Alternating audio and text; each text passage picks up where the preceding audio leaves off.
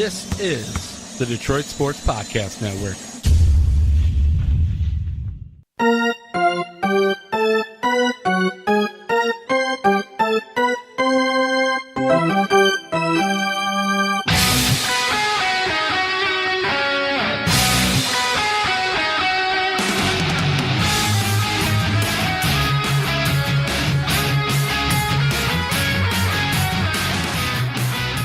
And welcome in to the latest, the freshest edition of Tigers Talk with Chirco and company. It is the big episode number 80 of Tigers Talk. And across from me, as usual, at the desk in studio is the doc from Doc and Jock, John Macaron, that is. John, how is it going, and how does it feel to have done 79 already, and now we're on episode number 80 of Tigers Talk as we speak right now?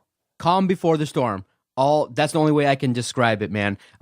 The Tigers are playing spring training games. We're getting a chance to see how some of the players are looking. Obviously, one performance stood out above everybody else, and we'll talk all about it. But anytime I get a chance to come and talk to you, do a podcast, I look forward to it, get a chance to catch up, see what kind of things you're up to. And this is a big week for the network, too, going to cover the Horizon League, the tournament there at Joe Louis Arena. It'll be the first time for us, for me, going down there as media. So it's really cool because, it's the Joe Louis Arena, a lot of history. It is college basketball as opposed to hockey per se. We're still trying to figure out a way to get to talk to the Detroit Red Wings, but, going to cover the Horizon League tournament, I'm looking forward to it. And as always, I'm looking forward to pick your brain regarding the Detroit Tigers because I know you got vast knowledge and you got to share it with the people. You know what, Doc? Are the Red Wings the first professional sports team in the city of Detroit, as I like to call it, to unload contracts from their major league squad? Now, the Red Wings, we saw deal Brendan Smith, and it looks like begin to rebuild, but maybe not rebuild fully enough, as some, I think, Red Wings fans think, they need a huge overhaul. Tigers might be the second team that has to go, has to endure through that. So we'll see if that does happen eventually for the Tigers. But right now, we're in spring training, and, they are. We're not. We're here in lovely Sterling Heights, Michigan, which is always great weather, right? Well, we're in mid-season form, as always. Well, that's the thing, and we're not going to make any notable gaffes, right? Like the Oscars on Sunday night with the Best Picture Award, and we know what happened with that. We'll talk about that on the Too Bad Hombres podcast this week on the Detroit Sports Podcast Network. And you know what, Doc? To start off, we really have to dive into the topic and really the issue of Anibal Sanchez and the fact that I think they're so stubborn still, the Tigers are, and manager Brad Ausmus, to entertain the thought of Anibal Sanchez making the starting rotation out of spring camp. And I think they're going to give him the job, even after this, the fifth starter job. That's how I think enticed, how enthused they are by him and his past, which really the last time he was relevant was when now? As a Tiger starting pitcher. He wasn't last year, wasn't in 2015. You have to go all the way back to 2014 realistically, where over a full campaign, he was Mr. Relevant, really Mr. Sanchez. He hasn't been the Sanchez or a relevant starting arm, with that being said, in a long time, as you can tell. So now with this spring training performance, which everything just went awry for him. Nothing was good from the start against the Braves on Monday. Now the thing is, do you believe what I do, that the Tigers, still after this start, would actually give him a spot in the starting rotation? That can't happen, Vito. What is giving you that notion? I understand the terms of his contract. Definitely give him a leg up because you can't have a pitcher making that much money in the bullpen. I know it would behoove the Tigers to put him in the starting rotation, but his performance over the last 2 years there's no room for judgment. He cannot be in the starting rotation. It's one of those things that you look at as fans, you look at from a baseball perspective, you can't do that. You cannot go out there and legitimately have a team to be respected if you're going to put Anibal Sanchez in the top 5. It just doesn't make sense. But it's been one of those things where I'm watching spring training. It's been up and down. The Tigers are, performing well one game, having a lot of offensive support. The next game, the bats go cold. But 3 performances kind of have stood out already. Earlier on Tuesday, Steven Moya was doing what Steven Moya does. Outfield performance was hideous. It's gotten, it's been tweeted about now for a lot of people are tweeting about, whoa, Steven Moya is not long for Detroit. Going to go back to the minors because and the thing is, he's terrible in the outfield. He can't go back to the minors without going through waivers, which is where he might be claimed, and the Tigers lose out on him completely. So he kind of has to make that opening day roster out of spring camp. If he doesn't, Tigers will risk losing him, which now, do we care as Tigers fans? Do the Tigers care? Do you think the Tigers care if they do lose him? That's a big problem because offensively he does bring some pop, but it's inconsistent. And then you looked at the first performance from Daniel Norris. He even came out and said, I'm not really happy with it. So it is still early. They're still in the first week of playing. They're still trying to work out all the kinks. But in terms of Anibal Sanchez, and when you look at him specifically, and he doesn't have it anymore. Unfortunately, he had a season where his fastball was able to do some things. He had life on it. But then what started happening? He started getting hit around. And not only just regular base hits, he would get crushed. I mean, the mistakes that he would make would result in 2- and 3-run home runs. So Anibal Sanchez, it's tough because in essence, what we see out of him, you see a situation where once the opposing lineups come around for the second and third time, you see, there's an issue. A lot of hits, a lot of doubles. And it's not like, my nephew was funny too, in that he recalls a little bit when we were talking about the season preview. He goes, is Pelfrey still on the team? And he goes, I said, yeah, Zuzu. Mike Pelfrey's still on the team. He's like, I went to a game and he didn't even make it out of the second inning. It was like hit. And I'm like, yeah, he's still on the team. Sanchez is still on the team. It's one of those things where I don't know if he can get outs. I don't think that he's going to have a good year again this year, and it's just wasted money. You can't do nothing about it. He's stuck on the team. The contract dictates that he's going to get opportunities, but you might just have to use them situationally 1 or 2 innings max, because right now the downside far outweighs the good side, in my opinion, what I'm seeing. Well, he allowed what? How many runs? And that bad performance for himself in his spring training debut. It was, I believe, 3 runs on 4 hits and a walk and 1 inning of work against the Braves. The Braves, I know it's spring camp, and you can't really judge a good team right now. And a lot of teams, even the good ones, don't use their major league hitters, okay? So we can't take a lot from a spring training performance, but we've seen bad performances consistently out of Anibal for 2 straight seasons in 2015 and 2016. And then you look at it, I want to just bring up a little bit, as much as I just said you can't judge too much from his spring training performance and against teams that aren't really using all of their major league guys or guys that will be on their roster come opening day and specifically be in their starting lineup. Still, with the Braves, you got to look at it in this way, Doc, at least a little bit.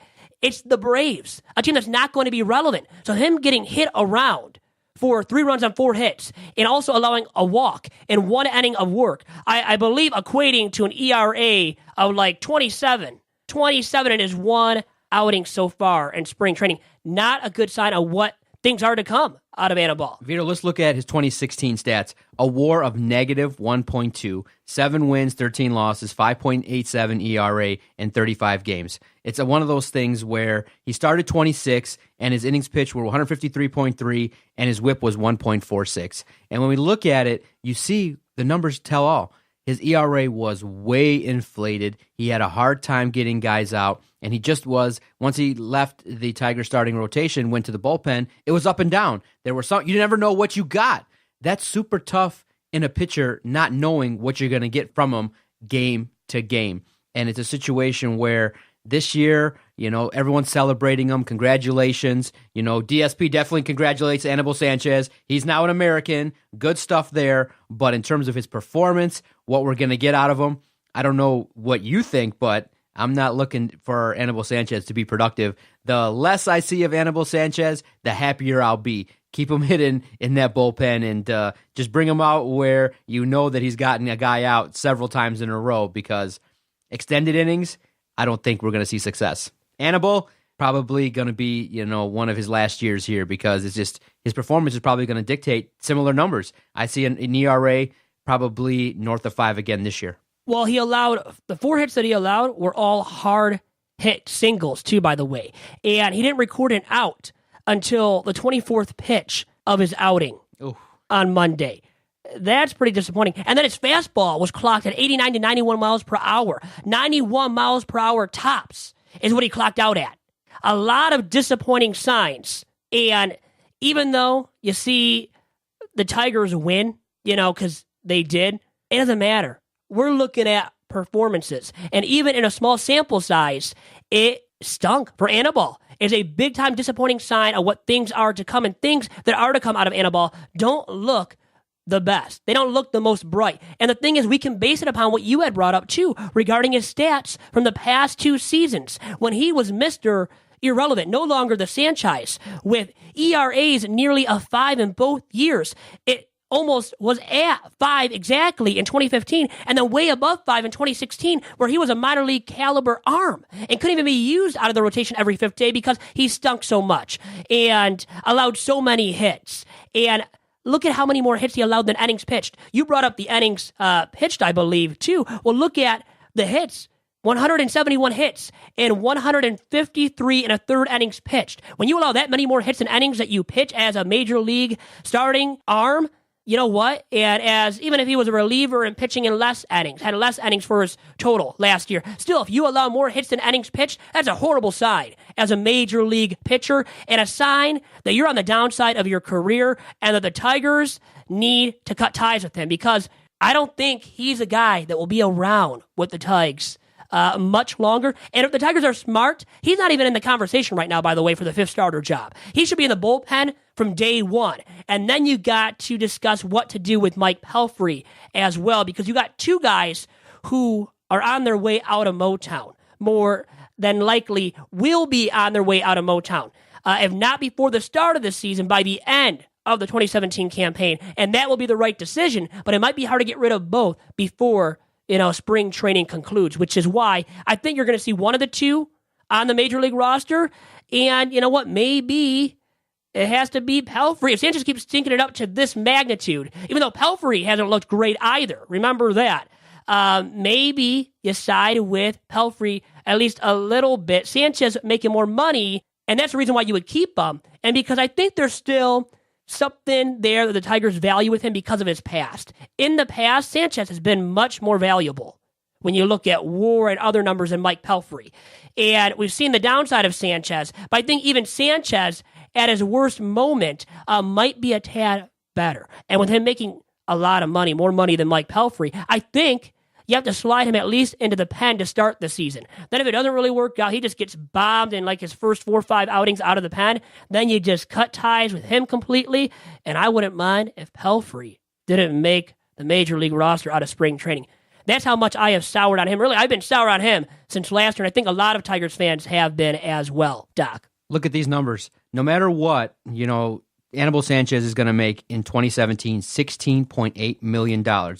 Guaranteed. So if they buy him out or anything like that, if they don't want to pay the remaining contract that they're owed for next year, which would be around the neighborhood of $16 million, they got to pay him $5 million to walk away and buy him out. So that means, add $5 million to the 16.8, that no matter what, Anibal Sanchez is going to draw $21.8 million from the Detroit Tigers.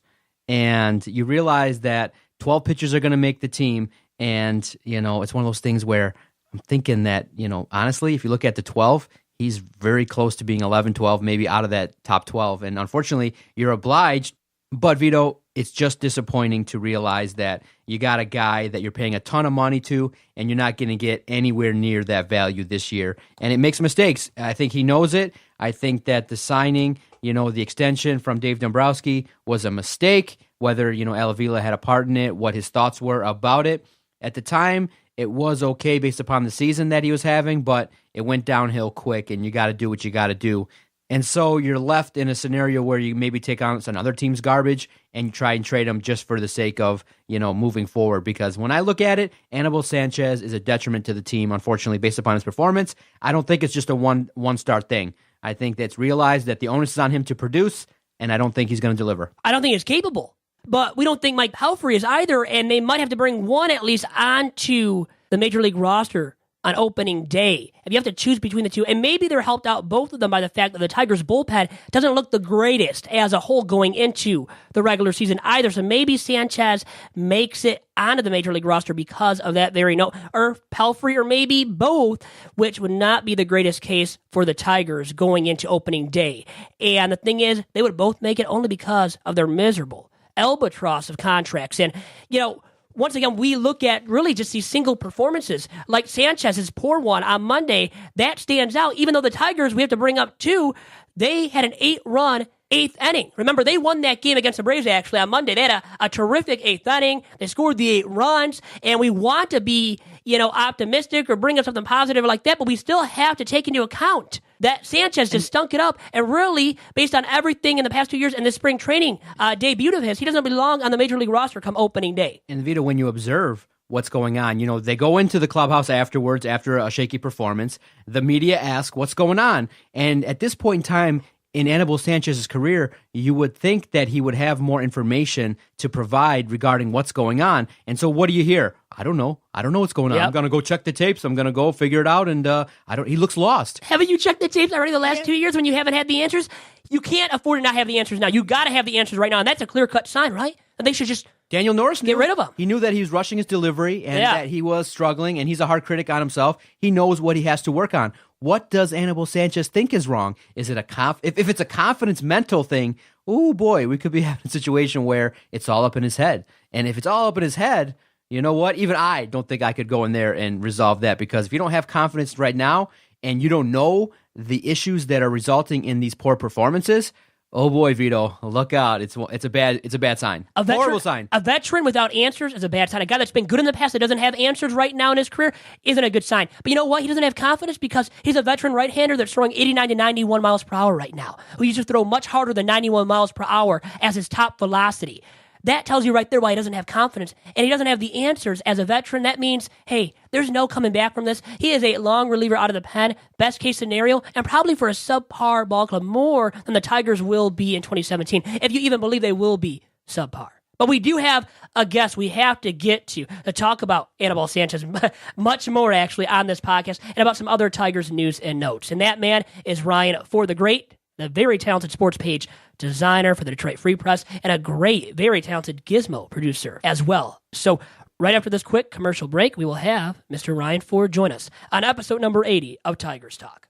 Doc here for the Detroit Sports Podcast Network. Thank you for your continued support and allowing us to keep the studio lights on, the microphones hot here at the Detroit Sports Podcast Network. If you like what you're listening to, you like the variety of podcasts that you hear, definitely check out our website, DetroitSportsPodcast.com. That's the easiest way to support us. You get all the news from the network. You can check out the work from Vito, myself, all the guys that are putting out great content almost each and every day. And hey, if you're prone to shop online, click through that Amazon banner, go about your business, shop, and then when you're on that Amazon page, just bookmark it. Anytime at all that you make an online purchase, it kicks us back a little something and helps us keep this project going. We've been going strong since 2013, and that's been largely due to the support of our supporters, and we greatly appreciate it. DetroitSportsPodcast.com.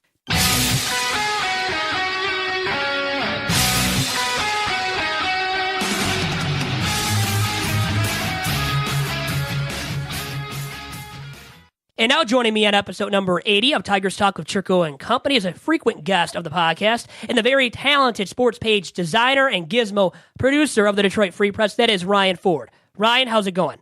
It's going good, Vito. Well, very good to have you back on. You know, glad to have you back in the fray, and it's been a while. It's been too long, honestly, Ryan. And we got to dive right into the matter that is Anibal Sanchez and his struggles and his spring training debut. He stunk it up. Allowed 3 runs on 4 hits, allowed a walk in 1 inning of work. Very subpar. I believe his ERA now equates to like a 27. And it wasn't good against a Braves team that we know won't be great in 2017. Now, how disappointed were you with that performance? And what do you think the Tigers have to do with him going forward? Well, I mean, it's definitely a disappointing performance. I hesitate to put too much stock into it. It is, the first outing of spring for him. But at the same time, he has talked a lot about being healthy finally, having a whole off season to train and be ready for basically this moment, and it didn't turn out well. Going forward, I mean, they're obviously going to give him every chance in the rotation. There's a lot of chances just because the World Baseball Classic will open up some spots. But I really don't know. I mean, he's got about $16 million left on his contract this year, and then there's a $5 million buyout next year for him. And I don't know whether the Tigers would just eat that money. Certainly they've gone back and forth on wanting to conserve salary, but they could always bring him up and leave him with the big club and put him in the bullpen. He wasn't great as a reliever last year, but he wasn't absolutely terrible. He shaved about 1.5 runs off his ERA last year as a reliever. So that's one option, I guess. Probably the best option.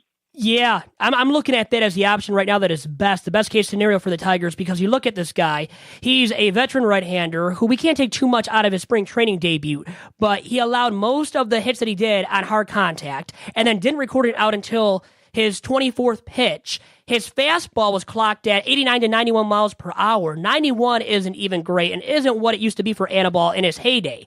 And then you look back at the past 2 seasons when his ERA was nearly 5, really should have been 5 in both campaigns, last year and then in 2015. And it tells you why, really, at this point, I think the best case scenario is using him as a long reliever out of the Tigers' pen, which doesn't look to be a great area on their roster going into opening day. That is the pen specifically. But Ryan, I wanted to touch upon something that you had brought up a little bit too about his contract. It's a massive overpay for a guy that is no longer a solid contributor every 5th day to a major league rotation.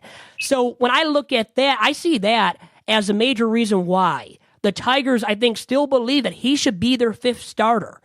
Do you think that even after the spring training performance he had, that they still view him as their 5th starter come opening day? I think it depends somewhat in what some of the other contenders for that spot. I think it would solve a lot of problems if he was that 5th starter. At the same time, for me, look, when he signed that contract 4 years ago, or 3 years ago now, everyone looked at that 4th year and was like, well, they're not going to get value for him, just in the way that we know pitchers' performances decline over the length of a contract. So at this point, for me, getting anything out of him this year would be a bonus. Just looking at the way you value contracts. That said, it is still $16 million. That's some real money. I think, but I do think it's gotten to the point where if Boyd has a good spring, they really have to think about making him the 5th starter. Just at some point, they kind of have to let the kids pitch. They've got 3 excellent young pitchers, and Jordan Zimmerman's, he should be locked in as number 2, and of course Justin Verlander. I mean, I just don't know how you can go in with him as the 5th starter, contract or no. I mean, you don't have a lot of options there, but. No, but I think Boyd is the better option, the best of Pelfrey, Sanchez, and himself. And then, you know what, Monday the Tigers won the game and nobody even cares, is even talking about it. They had an 8-run 8th inning, but we still, you know what, it just strikes everybody so much how bad Sanchez was. And we got to take into account even those small sample size performances out of a guy like Sanchez, whose career is on the line right now. His Tigers career is on the line. And I wanted to ask you, Ryan Ford of the Free Press, on the line with me right now here on episode 80 of Tigers Talk. Can the Tigers afford to keep both Pelfrey and Sanchez? If they both stink it up in spring training, can they afford to bring both into, opening day as part of their major league roster? I would say they can afford it, keep them on the roster. I just think they can't be in the rotation, honestly. I think you have to commit to them as relievers going forward, which is tough, and it's not a role change that I'm sure either of them would prefer. But I think there is a possibility. We've seen it with a lot of guys where starters go into the bullpen and they gain a couple miles of speed on their fastball, just because they know they're throwing it. They're only going to be throwing for an inning rather than multiple innings. Although you can make the case that Sanchez pretty much knew that today it wasn't going to be a long spring start to open camp, and he still couldn't get it above 90. You have to wonder how much exactly is he going to gain moving into relief, especially if he's tagged more as a long reliever rather than a single inning guy. And then, Ryan, as my co-host brought it up too before we started talking here during this segment, then he said to reporters after his, outing on Monday that he didn't have any answers truly about what was the issue with his stuff not being of quality, not being efficient. And that scares you too, doesn't it? As a guy that's a veteran, he's supposed to have answers. And still answerless for a guy that is a veteran, a guy that needs to have answers right now, in my opinion, for why he's struggling. I can see that. I mean, I think the thing is, it's tough to have answers immediately after you pitch, or even, the afternoon you pitch. He's going to go back and he's going to watch the tape and see if there's something wrong. I know he was saying that he was doing everything he thought he was supposed to, and it just wasn't working.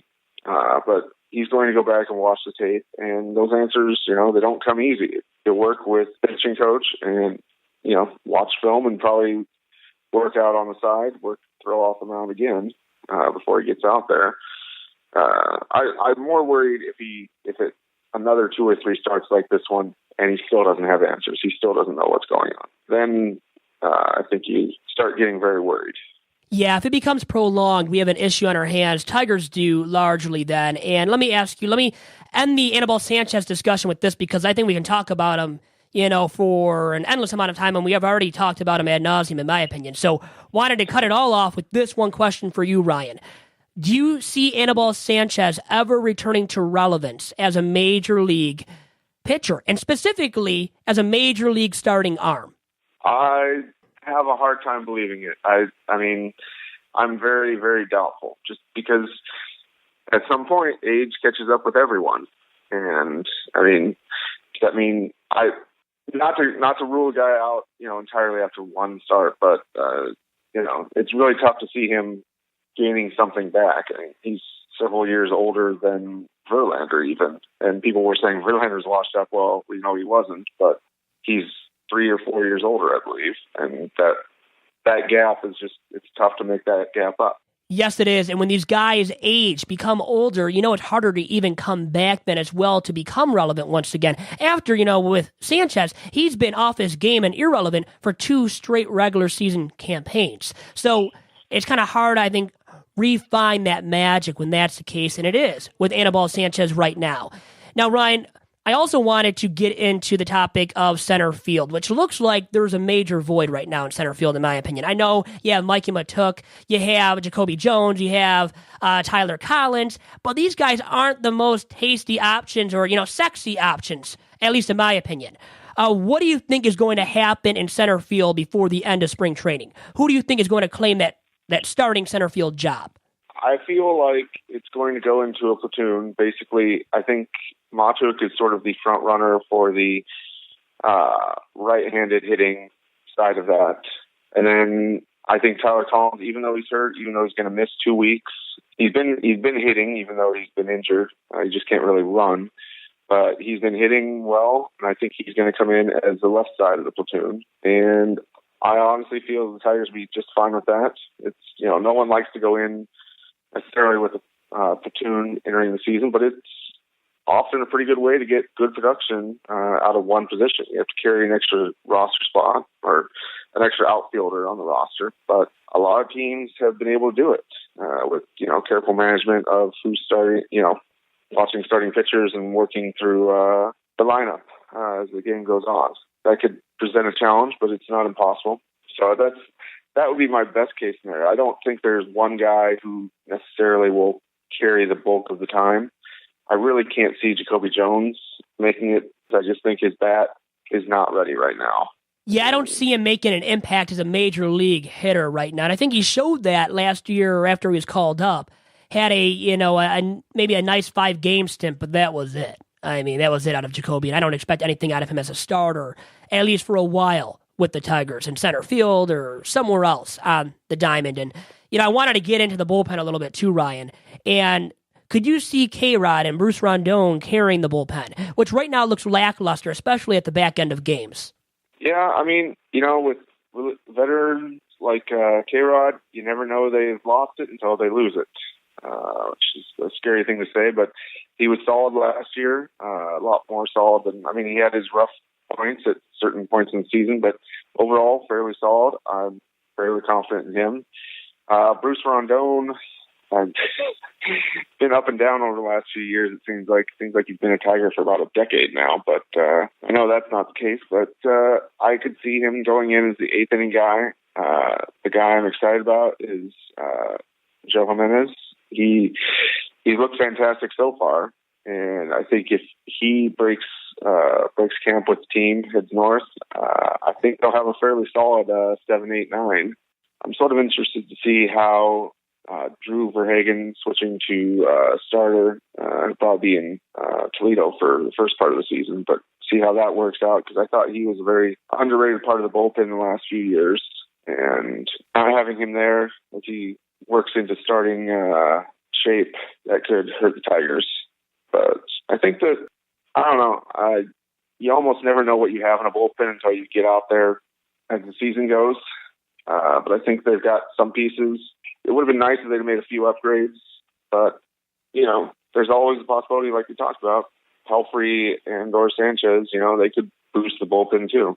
You never know. But you know what, Ryan? You brought up Verhagen. I want him in the pen. I think he was an underrated member, too, of it when he was healthy. And I think at this point, he could really help out that pen, too. I mean, looking at the pen after the first few options at the back end of the pen, I think Verhagen might have a spot there, at least eventually. Maybe they're trying to work him out as a starting pitcher. Now, I know, he wants to, and the team might see, a little bit of a void there at the back end of the rotation. But if you have Zimmerman healthy and a very, or at least a respectably efficient Matt Boyd as your fifth starter, I don't think you really need Verhagen there in the rotation.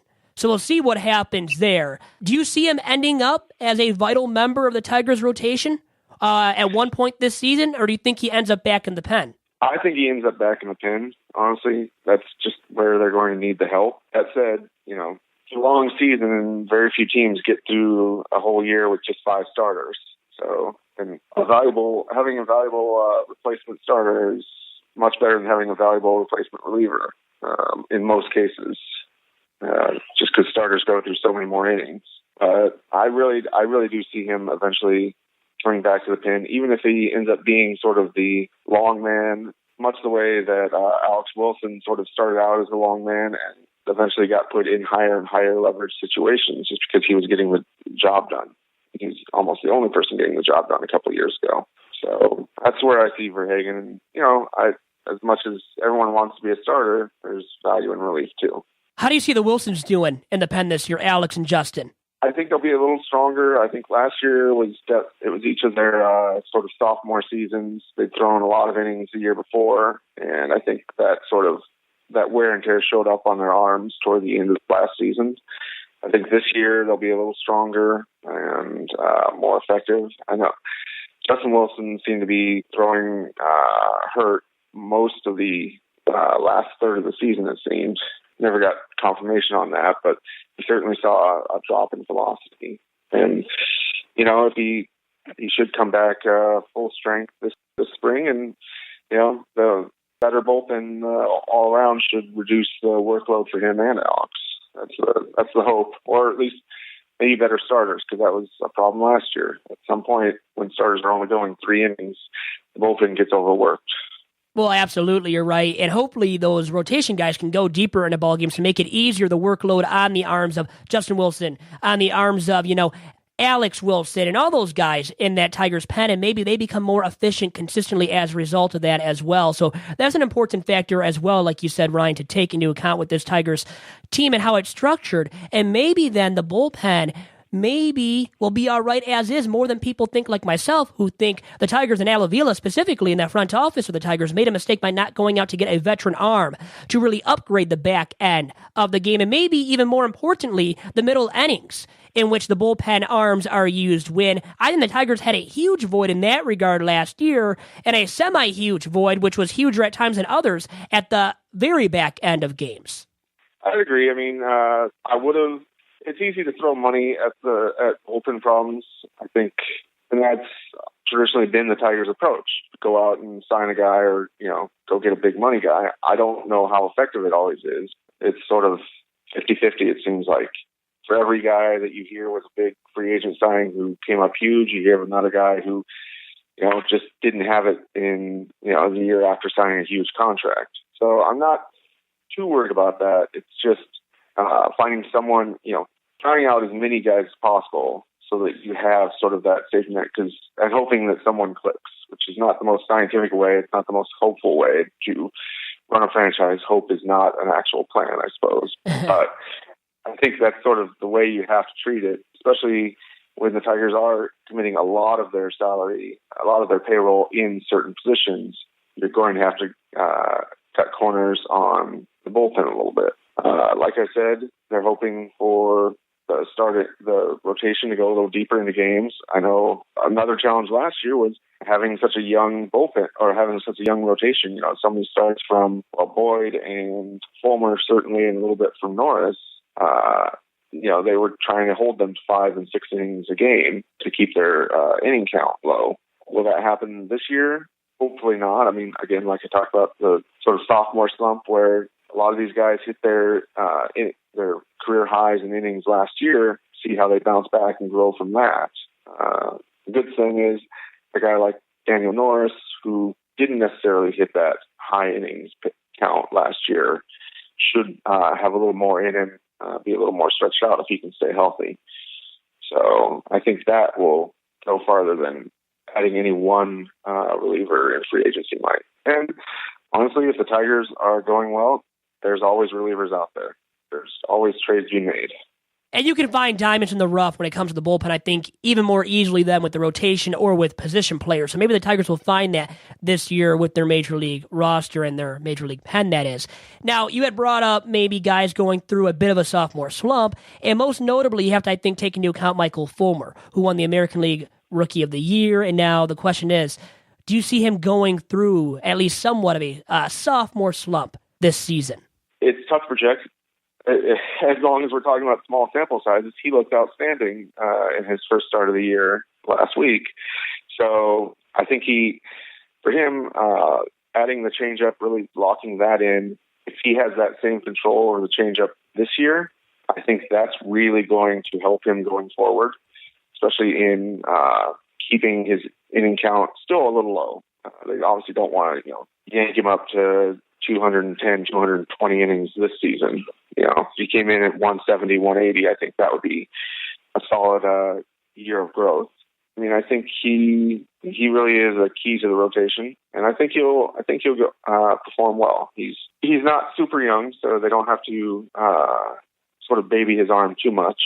He's thrown some innings in the past, and I think he'll have a solid sophomore season.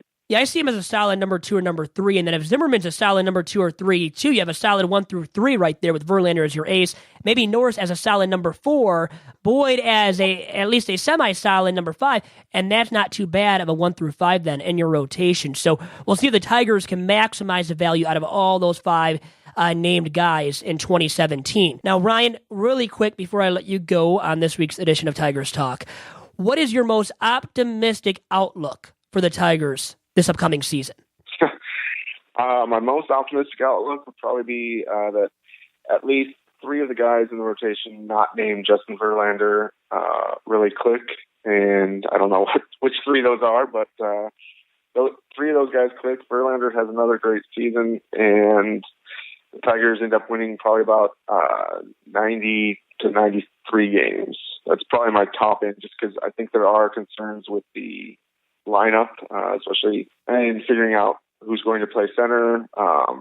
Catcher might be a challenge. I mean, I'm not an Alex Avila hater, but and as a backup, he won't kill you. But any serious injury to James McCann, and the Tigers start having issues, I think. But the top end, I think they top out at about 93 wins. Best case scenario.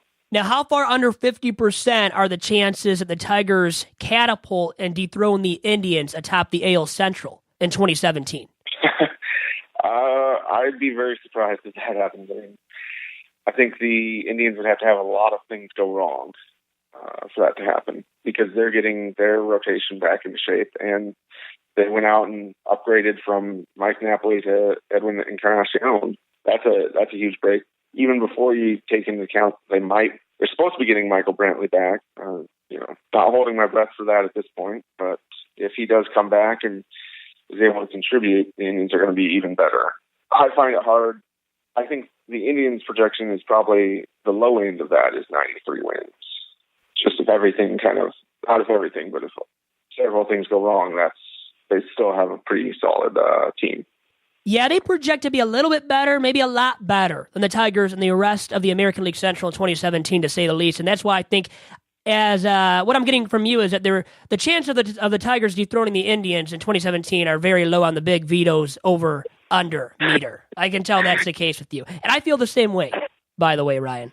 Yeah, I think I just think there's too many hills to climb for the Tigers, which, it's, as you say all along, all you got to do is make the postseason, see what happens. If they can win 90 games, that should get them a wild card spot, at least a chance to play in.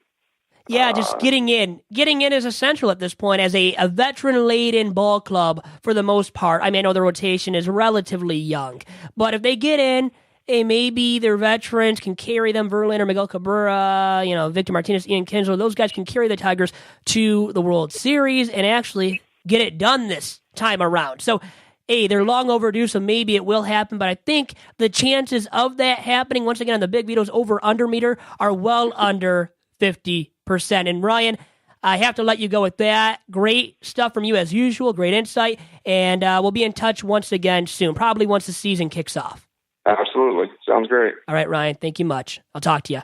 So we had Ryan Ford on there for episode number 80. Always brings his hit stick and the hot hand when it comes to talking Tigers baseball, I guess you could say, Doc. And he really got into how the rotation leads him into believing his most optimistic outlook for the Tigers, which is 90 to 93 wins for Mr. Ryan Ford of the Detroit Free Press. Most optimistic, though, remember, too. Did you see the tweet by Tony Paul earlier in the week on Tuesday? Vegas set the over-under at 82.5 wins. I think that's a safe bet. Would you bet over that the Detroit Tigers would probably get about maybe 85 to 89 wins this year? I think if that's the bet right now, 82.5, I think that if you know anybody in Vegas, drop some money because I think that's a fair bet to go over. I think you have to go under, though, because really?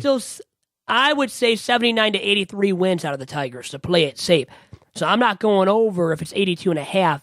83 is the tops for me, really, with the Tigers when I look at them realistically, objectively, because subjectively, obviously, when I'm throwing my opinion into it, well, then I start thinking maybe they do get 85 to 89.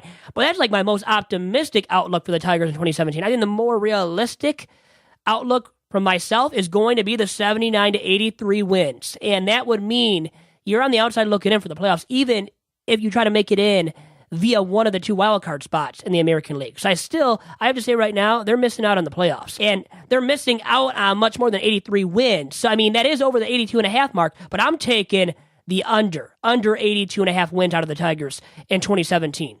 All right, so the gauntlet's been laid down right now. I'm willing to go over, you're willing to go under, so write it down now as ongoing bet. Our first one on this season's Tigers Talk podcast, I'm taking over 82.5 wins. I'm taking a foot-long Subway from you, no doubt about it. That's what I'm doing.